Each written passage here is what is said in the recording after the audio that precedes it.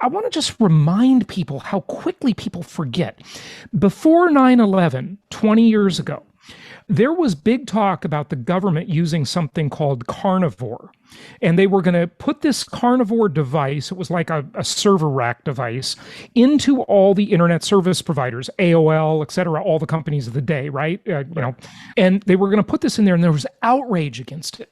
People were outraged. I remember reading so many articles about this, 21 years ago, okay, about carnivore, and we've got to stop carnivore. It's ridiculous that the government should monitor these communications and censor them. Then 9/11 happened. Nobody talked about carnivore. Nobody was opposed to it anymore.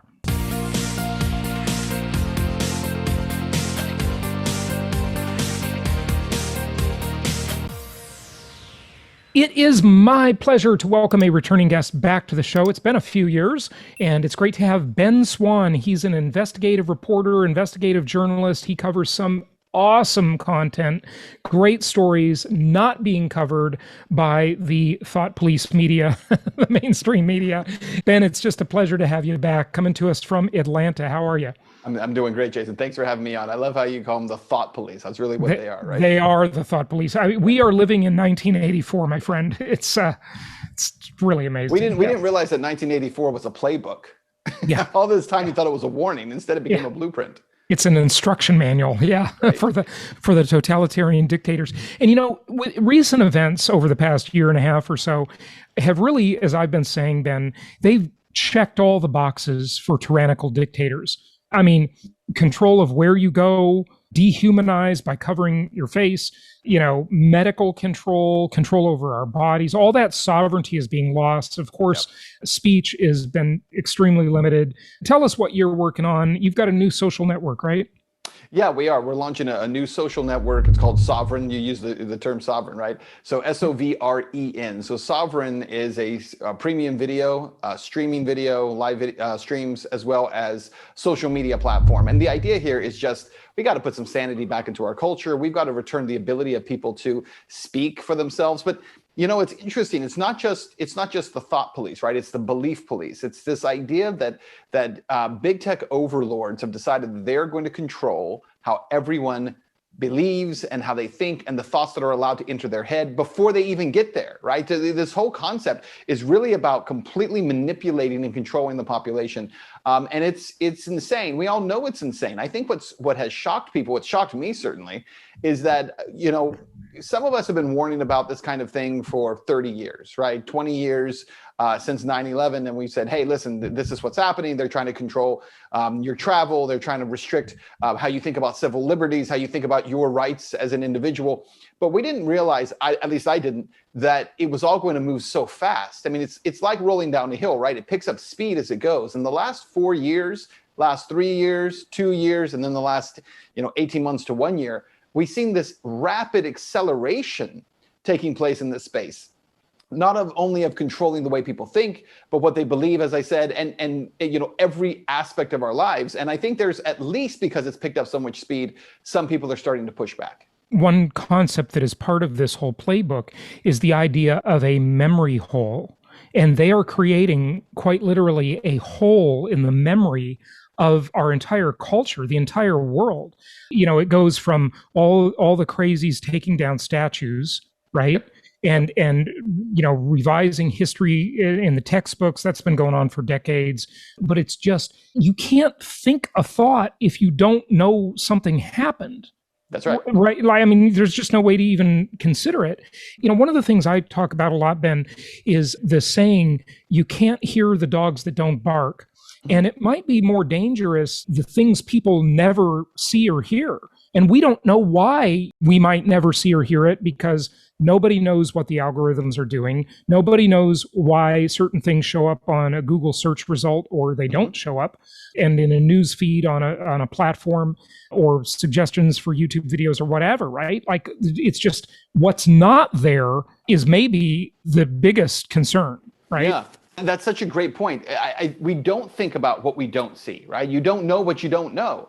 And I think there is an absolute concerted effort. You're talking about the memory hole. It's so interesting because this past summer I was in Europe for a month. We went to several different countries. We went to Greece, Spain, Italy, and France. And I was kind of documenting protests in those countries.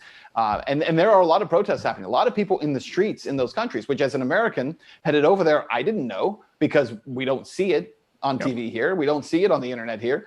It's really been scrubbed. And it's so interesting because a lot of times when I would, got back and I posted videos while I was there and I posted stuff when I got back, a lot of them were removed because they were considered to be violent, which is fascinating. We've had a whole series of violent protests that took place across this country last year, and none of those were deleted by tech overlords. No, but in this case, they were glorified. Yeah. As peaceful protests, which nothing could be further from how is burning down a building and breaking windows and, beating people up, which literally happened quite a few times.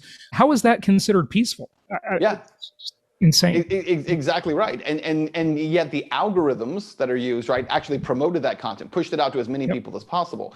And so one thing I thought was interesting when we were in Europe, though, is talking to people there because, Europe is not that far removed in terms of time from totalitarian governments, right? And so if you go to France, they remember a time when they had a dictator in the form of Mussolini who was a fascist and had designs for how to completely rewrite. Right next door in Italy, yeah. That's right. Absolutely, that's right. So in Italy, people feel that way. In France, they remember, a guy named Adolf Hitler who rolled over their country and was a totalitarian, right? And so when you talk to people in those countries, they know what totalitarianism looks like. They know what it smells like. They've seen it before. And so there's a very different response when you go to those countries. When you go to Eastern Europe countries, I've been talking with a number of people from Eastern Europe, right, who as recently as 30, 40 years ago, were still under communism. And now come and say, listen, we know exactly what it looks like because we lived under it, and that's where we're headed. But Americans don't understand that because we've never lived under that. Right. So we keep giving the benefit of the doubt and saying, well, they're not really totalitarians. They don't really want to control everything. They just want to make things better. No, they don't. And I think that if you don't believe that, listen to people who lived under it, because they will tell you this is exactly what it looks like. That's hopeful to hear that, Ben. But I tell you, the younger people, especially in Western Europe, they're a disaster. I mean, they just don't get it. They're so lost, because their system has been completely manipulated like our system. Yeah. So let's hope the older people in Europe who lived through those disasters are really telling those stories to their kids. Well, they're hardly having any kids. So when they die off, they'll take the memories with them. And what's interesting about that is, when you think about how the governments in those countries have utterly failed their populations, right? They've created these austerity programs. They've created, basically from cradle to grave government programs to take care of you. And they've left their societies with no real hope of this idea of self-determination. So if you go to a country like Greece, and Greece is a really interesting place. If you go to Athens, there's the touristy part. And then, of course, I went to the non-touristy part, right? And going into these areas, I've never seen so much graffiti in my life, I got to tell you. And I grew up in a community that was full of graffiti. Nothing like this. It's every square inch of every building. Yeah. They have 40%. Same with Spain. I mean, Spain is terrible like that too. It looks like that too. Yeah, 40% joblessness among the entire population of people under 30. 40% of them are unemployed. But what's crazy is a lot of them don't want to be unemployed. We have this American idea that they're just lazy and they don't want to work. When you talk to people there, they want to work. The problem is there's no jobs there. There's no economy there. Nothing's been built. And so the expectation is you're just going to take whatever we give you. And it creates a horrific set of circumstances. Yeah, it makes people dependent on the government because they've eviscerated the businesses. The governments are just in massive amounts of debt, whether it be Portugal, Spain, Italy, Greece. I mean, all of them. They're all bankrupt, essentially. Yeah. Right. Absolutely. So it is a terrible thing for sure. Talk to us about some of the stuff you've been covering that's gotten you into some trouble. Yeah, well, I've definitely... We don't want to mention certain words here, folks. Right, we'll skip over certain words. We'll self-censor on these particular platforms. We won't have to on mine, but on these platforms. So, as recently as just a month ago, in fact, it was literally 1 month ago, YouTube actually yanked me for finally happened. And I've had a channel for over 10 years, hundreds of millions of views on my videos, and was finally yanked. And of course I got yanked for just essentially sharing government numbers, government data. Right. And from the government's, I don't even want to mention the name of that agency, right. the 3-letter agency that Right. starts with C, right? That's right. But exactly. you were sharing their data. The data published by the CD, and they told you that was the reason that they kicked you out? So what they did was they removed the video in one email, and then the next email I got said your channel has been deleted. And so you're allowed to appeal that deletion. They didn't say specifically why. They just said that you have violated our community guidelines and 2 words with M, right? That one of them is misinformation. And so, after I received that, I was like, okay, so there's a chance to appeal. So I appealed, and within 30 minutes had an automated response. Your appeal has been denied. Your channel has been deleted. You're not allowed to recreate it. And you're not allowed to ever create another channel on YouTube again. Yeah, it's not just a sentence for this channel. It's you're banned for all time. So the idea of due process and trial by a jury of your peers is completely out the window. There is no due process. They are acting as judge, jury, and executioner. Yeah, absolutely. And listen, it's their platform, so you can make the argument, well, they're a private company. But no, you can't. You can't make that argument anymore. I think the term that bothers me, and this is why I think there's even an issue of liability on their part, is if they want to say, hey, this is our policy and we're a bunch of jerks and this is what we want to push on society, just say that. But don't say you, as the content creator, Ben Swann, are spreading misinformation, right? When you use that term, you're actually defaming me. That's libel to say that I am spreading misinformation. Good point. Because I can make the argument that, hey, show me data that proves that what I'm saying is misinforming people if I'm sharing government numbers. Because if I am, then that government agency is misinforming people, not me. And guess what? That agency. Guess what? That agency has a channel. Right. That's right. Yep. I've been to it. So there's a lot of layers to this. So maybe it's really a defamation lawsuit, and that's the way to get at them. The Communications Decency Act is such a complete fraud. That is so misused, it's unbelievable. Ben, for maybe 10 years now, I've been saying on this channel that what needs to happen here is we need to use our antitrust laws to break up these giant monopolies, or we need to regulate them like utility companies with common carrier laws. If we're talking on the phone and paying our phone bills and the phone company doesn't like what we say, they don't get to yank our phone, okay? And they don't yet. I believe me, that's where it's going. We all know that.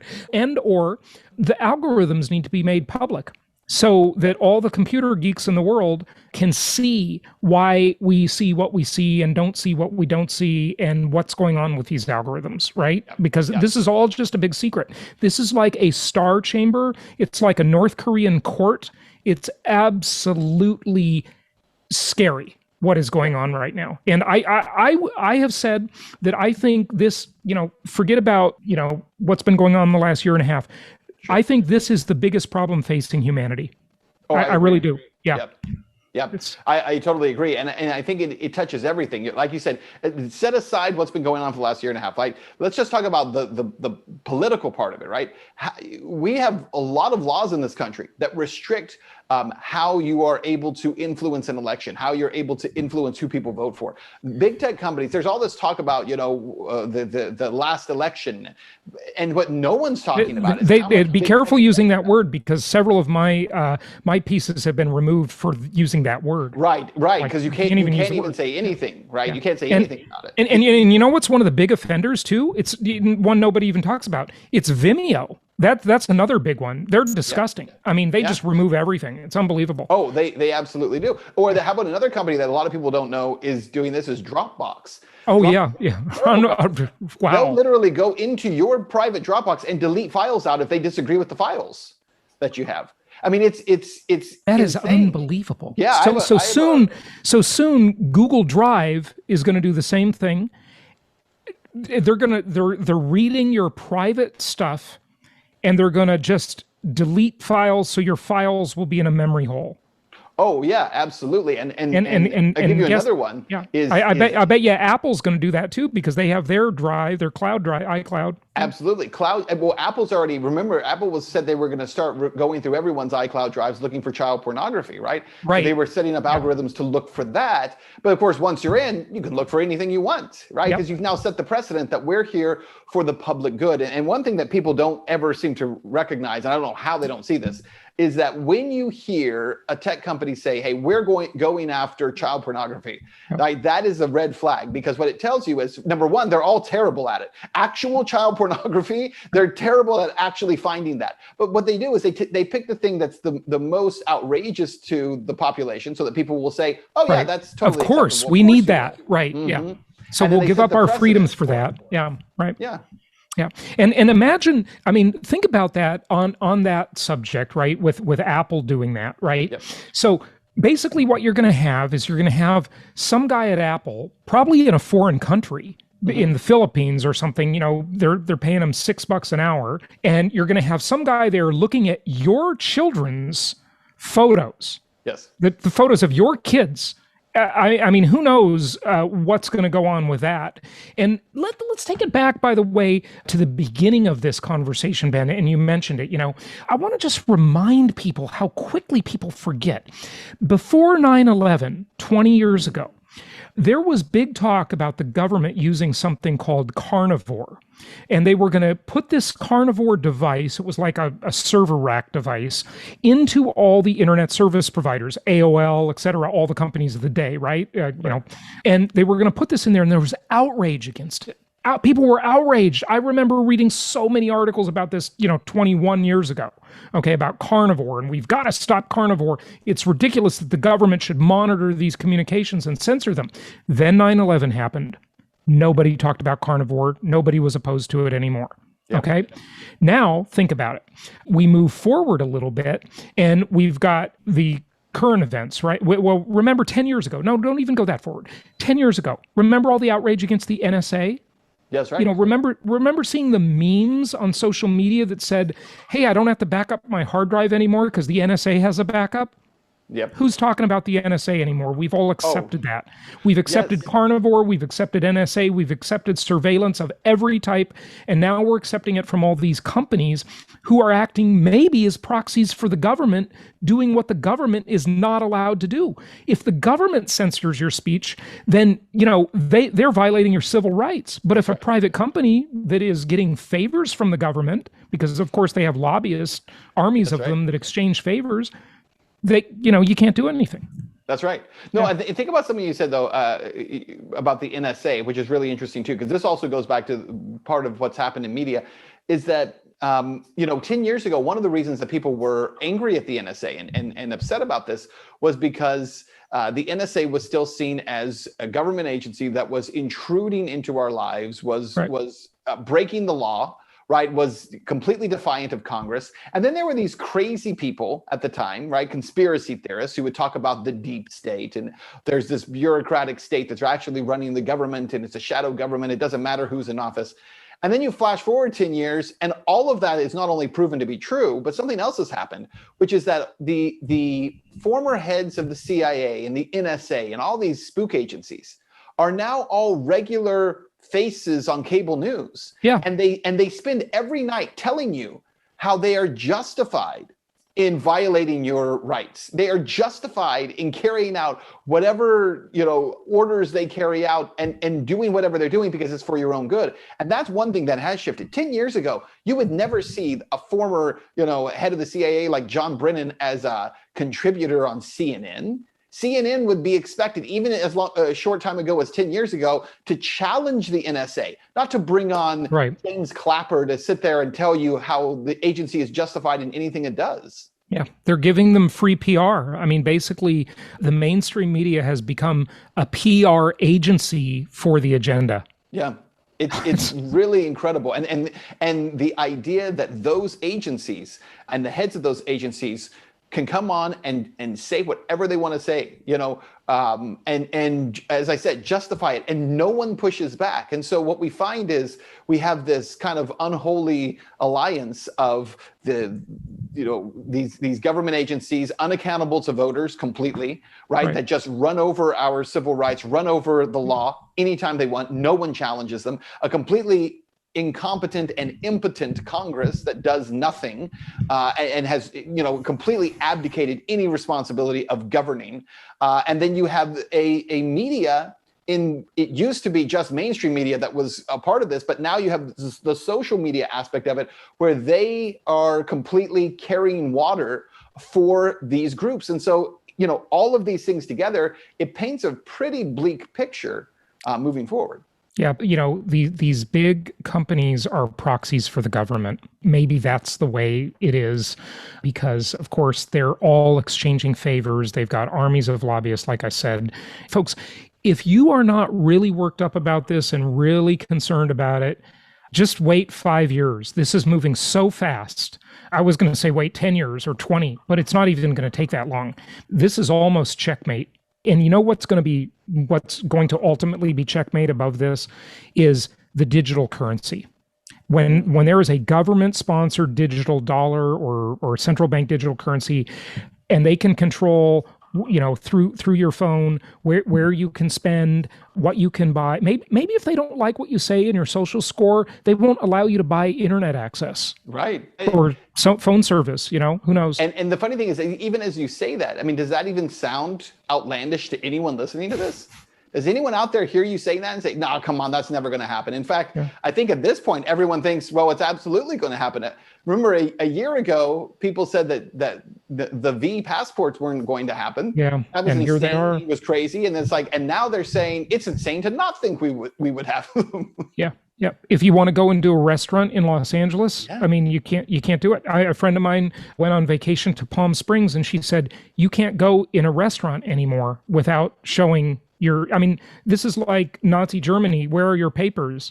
Yes. This is insane. It's medical apartheid. Mm-hmm. And again, we got there so fast. Yeah. And it's really interesting to see too, like, where are the rebels? Where are the people who are willing to push back? And it's so interesting because I think over the years, again, because of a construct of media, we would believe that they belong to, kind of a certain political party or a certain political movement. The Occupy Wall Street folks. Where are those folks, right? Where are they right now? What happened to them? And so I think that because of the speed with which it's happened, it's kind of reset everything. And so now you have new alliances forming and strange bedfellows, if you will, of people who are resisting, who in the past would never have been connected because they've always been told they have nothing in common. Right. Suddenly people starting to find themselves having more in common because they have to push back. But again, it becomes more and more difficult to do that when you don't have any kind of method by which to communicate. All of the venues for communication and the apparatus for communication have been co-opted to take away that ability for people to communicate. Yeah, and it's, if you think an email list is going to solve your problem, it won't, because that is under their control. And who knows why things end up in the promotions folder or the spam folder. Nobody knows the reason. It's just completely up to the gods of tech. You better get people's physical addresses so you can mail a piece of paper to them. Right. Because exactly. You can still do that too. And that's why, with what we're doing, if I could just share a little bit about this. So one of the things that we're doing is we're building outside of this space. So I'm glad you mentioned emails, right? Because emails is a big part of this.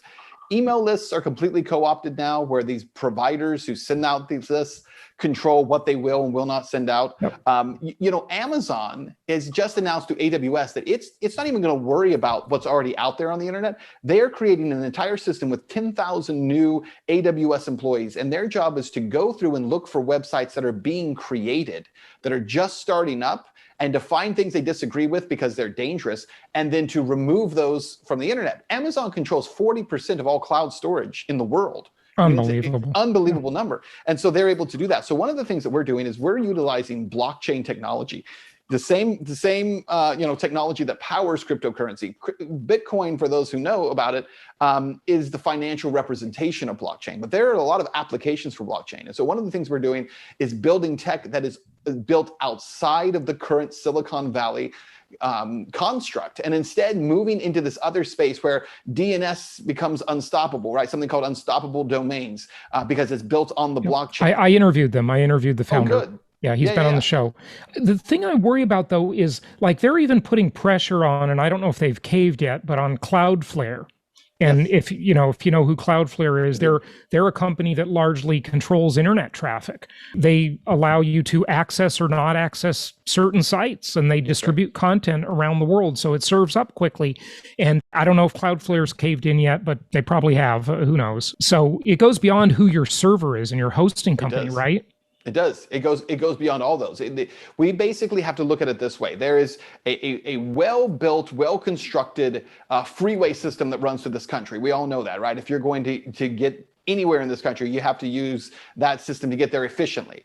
The problem is if someone were to shut all that down and said, okay, well, you can't travel anymore, what's your response? Well, in the technical side of it, what we're saying is stop trying to get on their on-ramps. Stop trying to utilize the lanes they've built. Stop trying to utilize their infrastructure. And instead, let's build and start using a completely separate infrastructure apart from these companies. Because if you go out and you say, well, I'm going to find servers that don't play, everybody plays. Everybody goes along. So if you build, you contract with a server, AWS goes to those guys and says, hey, listen, we're throwing money all over the place because that's what AWS does, and we'll send you business, but you need to drop this one site. You think that server hosting company that has you is going to say, yeah, I'm going to pass on the millions of dollars that Amazon's going to send me to keep your site up? They won't. And so we've got to build separate. It's got to be a complete revolution of how tech is created. I agree with you. You know where another revolution has to happen? In the way capital formation happens in this country. It's just far too consolidated. Nobody's funding in any real way manufacturing companies or anything. It's a winner-take-all system. It's completely anti-democratic, where you've got 7-ish big companies controlling everything because they're getting all the money. They get all the funding. They get, from the start, they get all, Silicon Valley is, many would say controlled by the Chinese Communist Party. Okay. And so, who do the venture capitalists fund? Well, they fund people who agree with them. Right. Then when they go to the public markets or mezzanine financing in between, it's just all along the way capital is formed. It influences what companies win and which companies lose. It influences what songs get written and published. That's right. Because the musicians are, beholden to this system too. It's like one of my favorite Rush songs, and you probably know Rush, right? Yeah, one likes absolutely. to believe in the freedom of music, but glittering prizes and endless compromises shatter the illusion of integrity. It's just everywhere. Then has everything become a scam? Yeah, I think it has. I really do. It has. It's all become a scam. And as I think you just laid that out so beautifully, by the way, because it really is a consolidation of power at every level. Every lever of society is held by the same few hands, right? And everything is geared toward pushing an agenda, but it's an agenda of control and power and money. And so, as you said, every aspect of our lives. But something that is so fascinating that is happening, that I've noticed happening, is there is a revolution, if you will, starting to take place, a grassroots movement of independent music that's actually talking about something. And I'm starting to see that coming up. And social media, to some extent, has been the catalyst for it. And now they're cracking down, right? But there is a push. I see this happening with people, and I hear from people who are saying, the e-commerce movement. I love e-commerce, but I don't want to buy from Amazon anymore, right? I want to get away from that. So where can systems be set up? I think this concept that comes out of cryptocurrency called decentralization, where you decentralize things, we've got to have that. Now, earlier you mentioned, how fast we're headed down this road, and you said we'll be there in 5 to 10 years. Can't even imagine what it will look like, and I agree with that. However, I think that we could also say, on a positive note, 5 or 10 years from now, if decentralization could really begin to get a real movement behind it, we could see some tremendous movement away from those consolidated power centers and into these other areas through decentralization. But it's going to take organization. It's going to take people working together for a common goal. And that goal is not just to make yourself wealthy. That goal has to be to break the system as it is and put it back together the right way. Right. The problem is, at the end of the day, everybody is going to go with their own pocketbook, right? Yeah. That's just what people do most of the time. It's not always just about the money, right? There's That's more right. to it than that. But Ben, you've done some great stories, and I'm sorry I'm keeping you a little long. You're such an That's right. interesting guy. You've done some great stories on cryptocurrencies and so forth. Let's talk about that for a minute, because the DeFi dream of decentralized finance is great. Millennials don't really like banks, and that's a good sign. We'll see how that goes. But I would love nothing more than to see like Bitcoin take over the world, for example, right? Right. But I think the governments, their main product is their currency, right? Yes. Every government, that's their main product. That's right. And they don't like competition, and they're gonna try to weaken it, shut it down, create a fake crisis, a false flag. Who knows what they're gonna do, right? Sure. What do you think about the future of crypto or Bitcoin specifically, or whatever? Yeah. Well, one of the things I think they're doing right now is they're trying to discredit Bitcoin in a number of ways, and one of those ways is with all these so-called ransomware attacks that keep happening, right? And all of those are being promoted by the media as a way of discrediting Bitcoin, right? As if ransomware didn't exist before Bitcoin. Right. It predates Bitcoin, of but course. they act as if this is the only reason it's happening, right? That Bitcoin is causing this. And so we see that happening over and over. And I think one of the things that is a huge negative for the crypto space. So you have to trade things off. One of the trade-offs is, well, you go on to get more people involved, make it more mainstream. So you got companies like Coinbase that come along, or Robinhood that comes along and says, make it easy. Or the new ETF. Yeah. And we're the ETF. The problem is, and this really is the problem, is that those entities, Coinbase, I have no hatred for Coinbase. I just think Coinbase goes against the entire principle of Bitcoin. Robinhood goes against the entire principle, and the ETF goes entirely against the principle. Because in none of those cases do you, as a crypto holder, actually hold any crypto. You're paying somebody a fee to go and get crypto on your behalf and hold it on your behalf. You don't own the wallet. You don't control the finance. I mean, imagine doing that with anything else. We do it to an extent with banks, we do. But what we don't do is walk in with a pile of money to someone and say, hey, listen, I'm going to put all of my money into your hands, and I'll never be able to control it because you have the ability to lock it up and hold it, right, with private keys. And it's a crazy system. So I see that happening. I'm very anti, the mainstream movement that's connected to a lot of these cryptos. The ETF, I think, is terrible because, yes, it's going to cause the price of Bitcoin to go up, but it's also going to cause a whole lot of people to be involved in Bitcoin who never actually own one. Right. And it's also going to fuel a lot of speculation, which if at some point in the future is intentionally crashed, it will then be blamed as, oh, it's a threat to the economy. It's a danger to the economy. And let's keep in mind the very first remarks after Yellen was appointed by Biden. I mean, drug smuggling and human trafficking and, all kinds of bad stuff. Right. But guess what? The biggest currency is for that. It's the U.S. dollar. That's right. Right. She didn't blame the U.S. dollar. It is such did anybody see Scarface? And this has gone on for years, right? They'll say that Bitcoin is the currency of criminals, as if criminals don't accept cash. Yeah, they love cash. They have those money counters, like you see in the movies. It's unbelievable. It's ridiculous. That's an interesting take you mentioned on the crypto. I mean, I don't know. I just hope people, they pull it off and they get it into wallets and they guard it safely so that it really is decentralized. And they pull it off the exchanges.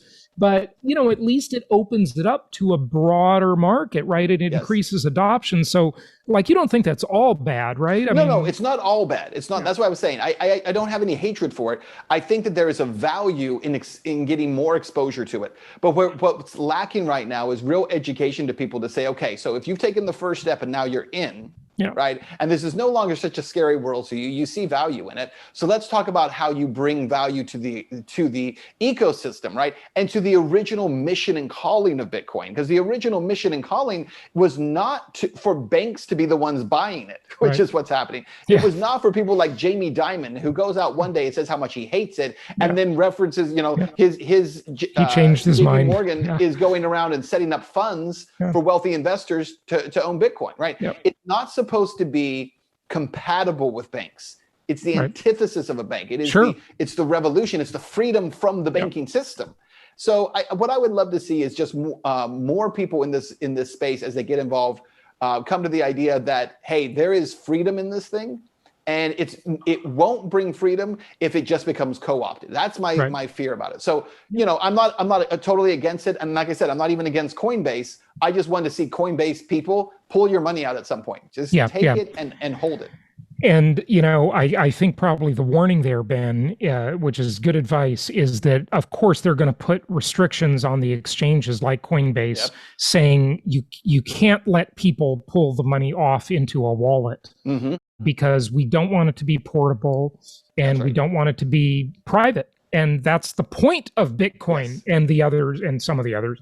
And they don't want it to be yours. The reality is they want it to stay just like the US dollar, right? It's in the system, but it doesn't belong to you. You have no power over it. Sure. Yep. Yeah, no, very good points. Ben, where can people find you? Give out your websites, social media, of course, on Sovren, which is, you spell that again for us, please. Yeah, so it's Sovren.media. If you go there, by the way, before Monday, then you can sign up for a username. But after Monday, October 25th, the site will be live. So I'll have my channel there. There's a whole bunch of content creators who are setting up channels there as well. And so, obviously you can find me there. And I'm there under Jason Hartman, by the way. So, there you go. So you'll be able to find Jason Hartman there. And he won't have to use code words when he's on there. I'll have to make 2 versions of every video. There will be the unrated director's cut, and then there will be the G-rated for the thought police. Yeah, that's right. Here's the hypersensitive cut, and here's the freedom cut. This one I can actually freedom cut. I like that, the freedom cut. Yeah, the First Amendment cut. Exactly. That's great. Exactly. Okay, so where do they go? Just finish that. Sorry, I interrupted. Yeah, so go to Sovren.media, and if you go there, you can sign up and get your username, and you can begin to interact with the channel. And like I said, October 25th, everything will be live. And bear with us. Obviously, in the first couple of weeks that we're doing this, I'm sure there'll be some bugs in the system as we start to do it. But it is exciting to see the folks who are starting to come over and wanting, people like yourself, Jason, who you're just looking for a place to be able to just speak again, right? It's crazy that we live in this moment where you are not allowed to utter anything that's not approved. And so how refreshing to be in a place where that doesn't exist. Ben, I got to tell you something before you go. So yesterday on my fake book memories, that is the best feature they have. I think I love it. Actually is. I agree. Yeah. Well, 10 years ago, I posted a list of Obama's accomplishments, and it was snarky, of course, all the stuff that hasn't worked out that he did that were a disaster, right? And they censored it 10 years ago.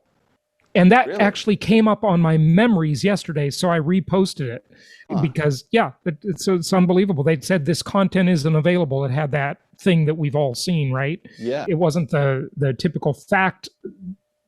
C-H-E-C. I don't even want to say the word. Right, exactly. But you know what I mean. So this has been coming, folks, and we didn't see it. We were all asleep at the wheel. This was in their master plan. So we got to take action right now to get on Ben's platform and to exchange ideas freely. Many say that this is one of the things that contributed to the Great Enlightenment and the Renaissance was coffee shops, where people got together and met and talked and shared ideas. We need that. Humanity needs that. This is really important stuff. So go there, and it's Sovren.media, right? That's right, Sovren.media. Okay. Excellent. Ben Swann, thanks for joining us. Jason, thanks so much.